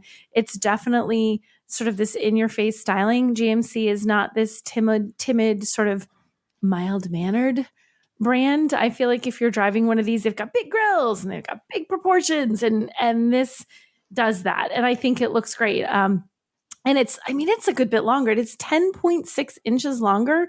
That's a significant difference in a vehicle. Like it's almost a foot of extra length in a vehicle. It does make it look bigger. And I like the different trims they have. They only have 3, and the Denali and the AT4 were the 2 that we got to drive. I keep wanting to say AT4X. I actually had to stop. It was like AT4. So the Denali is your fancy pants version. The AT4 is your more off-road version. So you have to decide which are you fancy pants or are you off-road. And they're, either way, it's still a premium vehicle. So it's not like once you go to a different trim, suddenly it's all down market. It's just, there's a little bit more ruggedness to the AT4. It's a little bit more capability where the Denali gets, like bright chrome trims and is a little bit more traditional luxury interior. Either way, they're very comfortable. It's a very roomy. The interior feels absolutely cavernous. It's funny because when you look at it parked there, it seems like a big SUV, but you sit down inside of it and it feels absolutely gigantic. I feel like this would be the best car for like families that are going on a road trip because you can easily separate your kids into their own little compartments kind of. So nobody's like leaning over like, Susie's touching me. No, he's touching. Like there's none of that because there's so much space in this. And I think that's a big deal in a family SUV is so that your kids really feel like they have their own space and they aren't all like bickering the whole time. The third row, I mean, it's decent, but I feel like, as is in almost every SUV, the third row is where you just want to be if you have a brief time in the car. You know, you're going out to dinner, you're riding with friends, or you have a short hop. You don't want to be riding in the third row of this forever. And here was the interesting thing was, so the Denali has like everything is power. There's a power folding third row and a one touch flat folding and sliding second row. So it's got the power stuff. They don't do that on the AT4. It has a manual third row. And it was a little, this is a pet peeve. Ready? So when you pull, when they have a strap that you pull from the back that you sort of release it and then the seats fall forward so that your third row is now flat. I want to pull that strap and have the thing release. I don't have to pull the strap. And while I'm pulling the strap, press the seat forward. It's like this you cannot do it with one hand. You have to have be a single motion. It should be one single motion. Pull that strap. And when it releases, let the seat fall forward. Like, let me control it. So just like kablam. But I mean, let the seat release and fall forward. And this one, it releases the seat. But if you just let go, it doesn't go anywhere. So I was trying to do, I'm like, what? So you actually have to pull the strap and release, which I think is an annoying thing. I just like, if you're lowering those seats, you just want to lower them. Let me just lower the seats. Yeah, you don't need to. Especially if you're like, what if you're holding things? Now what? Right? Well, what's funny is I was trying to show what the back of it looked like and was trying to, I'm like, what the heck? I had to have somebody else stand behind me with a camera because I could not single do it with one set of hands. You're going to have my camera going whoosh way up close to the seats. So that was something, but that's not in every term. That was the AT4. So weird decision to do that. I'm not sure why they did that. But you do get a bigger infotainment screen this year. It says 15 inch, like portrait style screen, works really well. There's an 11 inch digital instrument cluster, which is also larger by a couple inches than what it had before, which is nice. You get, fancy audio system. It's like a Bose audio. I think it's 12 speakers is standard. And then there's a 16 speaker upgrade. It looks inside and all the features are there except for the stupid seats that don't have power seats in the AT4. Tons of room for your stuff. You have, I think, about 57 cubic feet behind the second row and 97.5 behind the first row. So you've got plenty of room. The new thing for engine-wise, it's a turbo, 2.5 liter turbo, 328 horsepower, 326 pound-feet of torque, 8-speed auto. That's a good bit of power for a vehicle this big, and it does move pretty well. You mash the gas, the thing's going to get out of its own way. My only objection to that, its driving was smooth, like the transmission is smooth. It's very nice to drive. However, I found it a little bit on the loud side. Like when I really smashed the pedal, I could hear the engine. I could hear it more than I wanted to. And again, because this is, I don't think you'd call GMC a luxury brand. Let's call it a premium brand. Because it's a premium brand, I wanted professional grade. I wanted it to be quiet. And I thought, you know what? It's just it's a little bit on the loud side. As far as pricing, you've got the Elevation, which is $42,600, the AT4, which is $50,000, and the Denali you can do front wheel drive is $54,300, and all wheel drive is $56,300. So, can you hear that noise in the background? I don't know if you could hear it. Okay. So, something just started playing on the browser I have open to look at my information on this car. I'm like, please don't tell me that's playing. I think it was the national anthem. So you guys missed that. Wow, it's still playing. Okay, I'm gonna have to shut this down. I'm getting all this background noise. Like I have an ad that won't stop playing. So it's pretty affordable as terms of like where it's not luxury car price, it's premium car price, which is fine, but the only thing I'd like to see, I don't like how the seats work, the release. And I think that the engine, there need to be a little bit more quiet between the engine compartment and the passenger compartment because it was too noisy. But in terms of ride and handling, it was really nice to drive. And they did take us on a little bit of off-roading. They were doing some kind of construction and there was all this, like that really loose, silty kind of red sand that you get down in the Carolinas. So my black car was like immediately whoosh, no longer black, which was awesome because I hadn't videoed it yet. I'm like, well, okay, this is how it's going to be now. But they did have us go in a little bit of, like they had made a very short area where you could go over some little bumps and you could get that, articulation, like one wheel up, one wheel down. And it did it It did it just fine. This is the AT4. I don't know how many people are going to do that kind of stuff in their Acadia. I don't know that I'd recommend it, but it could do it. So it's a good, I like it. And I think if you look at the old one, you look at the new one is, Oops. Oh no. We lost Nicole. That's how it's going to be. She just gets sucked into the ether. While we wait for her to hopefully come back, yeah, one of the things about the new Acadia, the second, so this is the third generation of the Acadia. The original Acadia was I think the first of the Lambda platform 3-row crossovers that GM built back in 2006 or 7. They launched them, and so you had at that time you had the Acadia. There was a Saturn branded version of it, which I forget what it was called, what the nameplate was. There was the Buick Enclave, and then the Chevy Traverse was the last one. And of course, the Saturn's long since gone.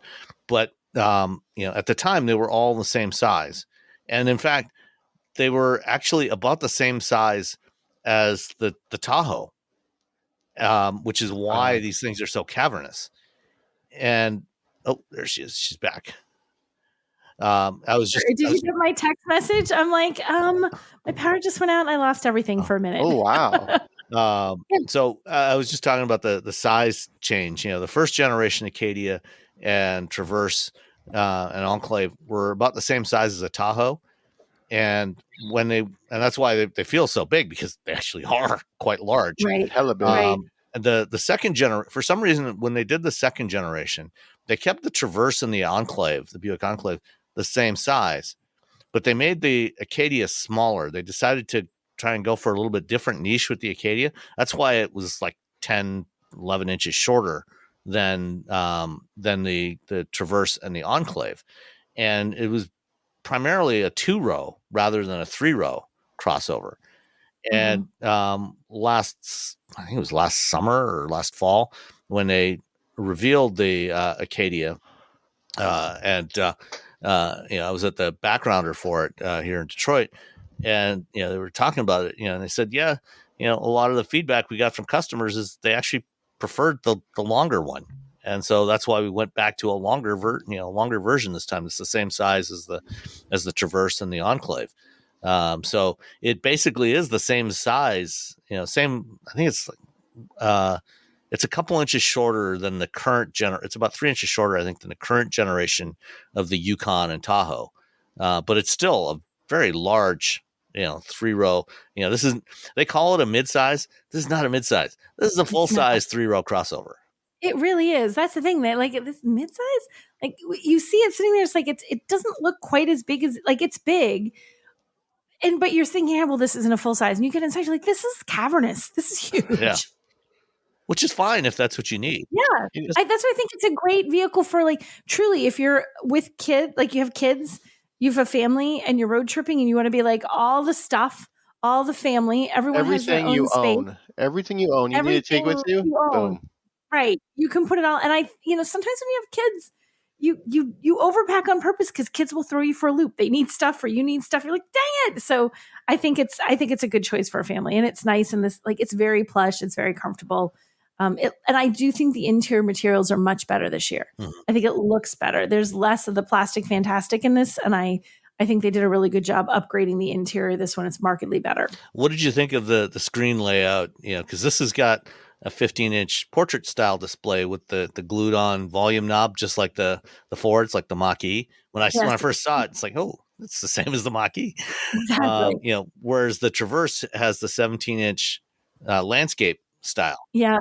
I think the way this was, I liked how this worked. And I thought it was, I don't like it when they have the screen, so it feels like it's almost like it's very high. This one was a little bit, the way they positioned it, it doesn't feel like, weirdly, when you get in the car, it's like, oh, there's a wheel and oh my gosh, just a giant screen. Mm-hmm. Like it's well positioned and it's well located so that it's in a good spot.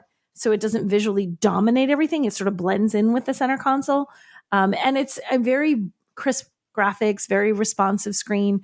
Everything they have set up, it was very easy to navigate, very easy and intuitive to use. So I like the new setup. I think it looks good and I think they did a good job with it. Okay, cool. Any other final thoughts on the Acadia? No, it's a good car. There. All right. Good car. Well, Good car. going from the not a midsize Acadia to the not a compact Equinox EV, they what is wrong with dealers? Why do they insist on being hated? They do why things that they think they can do. Yeah. So just when we thought, dealer markups, I feel like if you ever found a dealer who was just decent, it would be like they make $1 bazillion. And we'd be like, that guy, he's honest. Yeah. No way. Yeah, it's funny how dealers are all so wealthy. And of course that's how they can afford to make lots of campaign contributions to state legislators that then write franchise laws that prevent automakers from directly competing with their dealers. Anyway, so just when a few weeks ago when I talked about the Equinox EV and how it's reasonably affordable and it's probably the best EV that GM's making right now. Dealers are turning around. Some dealers are turning around. Not all of them, but there are some. They're turning around and slapping $5,000 markups on the Equinox EV. Yeah. Because so if you are shopping for an Equinox EV and the dealer insists on putting a markup on there, just walk away. Just say, nope, not going to pay it, and walk out the door. Because you know what? There's like 3,000 Chevrolet dealerships across the United States. And if there's one that's charging a markup, go find one, because there are lots of dealers that are not putting markups on these things. You should be able to get one of these for sticker price. And if they insist on charging you a markup, just walk out the door. Say, nope, not going to do it. Yeah. You can always find someone else. There's a lot of dealerships. It's not like there's only one or two. There's a bazillion. Go find a different one. It's not, yeah. Yeah, and I said, Chevrolet alone has something like 3,000 dealers across the United States. So pretty sure you can find one, unless you live in someplace really remote. If you live in anywhere that's, at all populous, if you look online, you will find a lot of Chevrolet dealers in your area. Yeah. So go to a good one that's not trying to stick you for extra money. Yep. All right, let's answer a few listener questions that we got this week. Let's start off with Eric Thatcher, who sent us a question by email. And yes, I was wondering if you all see Rivian vehicles in your area. I live near Bloomington, Illinois, and see Rivian trucks and SUVs all the time, and was wondering if that's because I live close to the factory or if they're just that prevalent. I see them everywhere, but I live in the Bay Area, so yeah. There's EVs all over the place. A decent, not a huge number of Rivians, but like I said, I had the paving guys. I have a whole fleet of them, or one paving company. The paving guys. I see it. I mean, I feel compared to aside from Tesla, compared to other EVs, I don't think I really see more of them or less of them than anybody else. Yeah, I see I'm in Southeast Michigan. I see a reasonable amount of them around here. Not a huge amount, but the Rivian Tech Center is about 15 miles away from me here, 10 miles away from here, probably 10. Yeah. And, so there are, quite a few people around here that work at Rivian. You see them with M plates on them from time to time, being tested. And, just there's a bunch of people that have bought them. There aren't any in my neighborhood yet. But I do see them around pretty regularly, especially in Ann Arbor, which is a more, Ann Arbor is a fairly affluent city. And, so you tend to see more expensive vehicles in Ann Arbor, and Rivian's, the R1s are not cheap. But yeah, I see a fair number of R1Ts and R1Ss in Ann Arbor. So it probably depends a lot on where you live. All right. Jeff D in the Discord, just asked a question a few days ago. Said it was pretty straightforward. Super Cruise and Blue Cruise are considered level 3 autonomy, correct? Or are they level 2? As an official SAE spokesperson, level 2. I'm also not an official SAE spokesperson, so yeah. But you work for SAE. But I work for SAE. Yeah. You slept at a Holiday Inn last night? No. Okay. So the difference between level 2 and level 3, level 2 is, that is a system that is primarily a driver assist system. It requires the human driver to supervise the system. So it has a degree of automation that still requires the human to be paying attention at all times and ready to take over at any moment. Super Cruise, Blue Cruise, let's see, Nissan ProPilot version 2, actually version 1. There's a BMW system that I forget the specific branding, Drive Assist Professional or something like that. And now Stellantis' Active Drive Assist on the Ram. These are all systems that require you to watch the road at all times when using the system. Even though they're hands-free, they are eyes on, and you have to be ready to take control at any moment, to put your hands back on the wheel and take full control at any moment.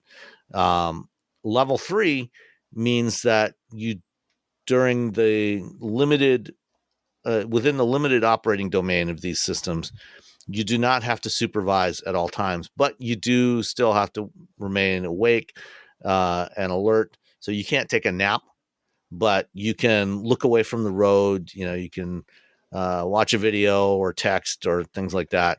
And the only system currently on the market in North America that technically meets those criteria is the Mercedes-Benz Drive Pilot, and then next year the Stellantis Auto Drive system is supposed to meet those criteria as well. Oh, There you go. Easy answer. All right. And finally, Mr. Burns also asked this question in the Discord.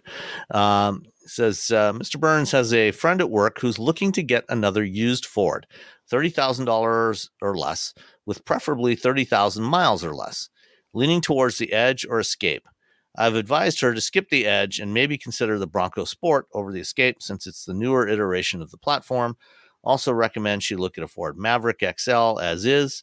I'm the second person to recommend the Bronco Sport to her. However, I'm a Jeep guy and I don't really know what trim level would be appropriate, cheap enough to meet her budget. For whatever reason, she feels she needs leather seats. I've told her that her dogs will destroy those, and she will regret those in the summer getting in and out of the car.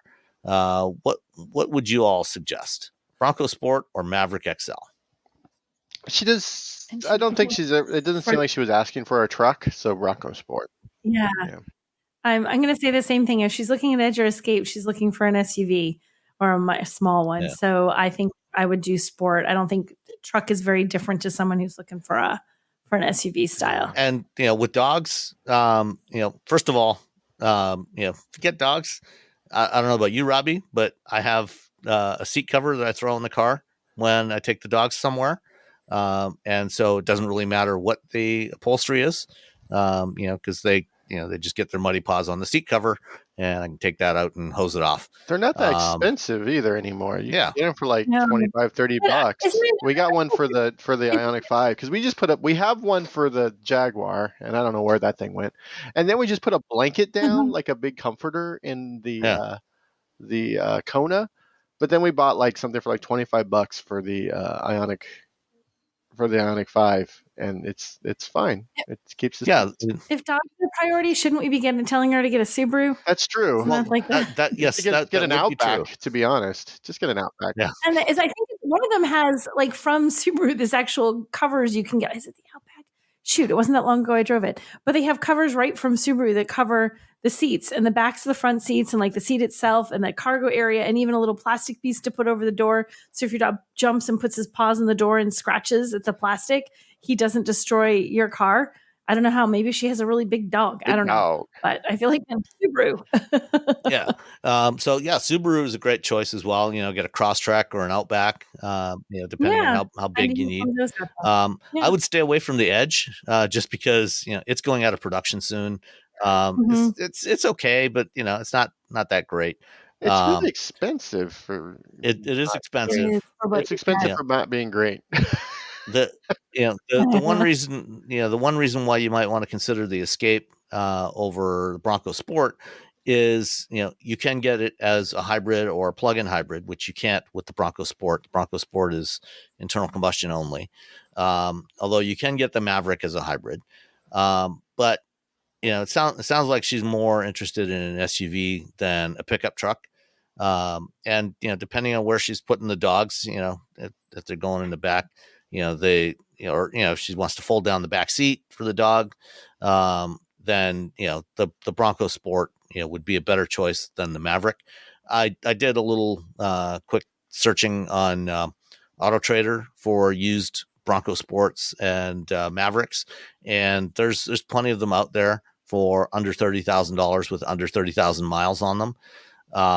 Neither of them offer leather.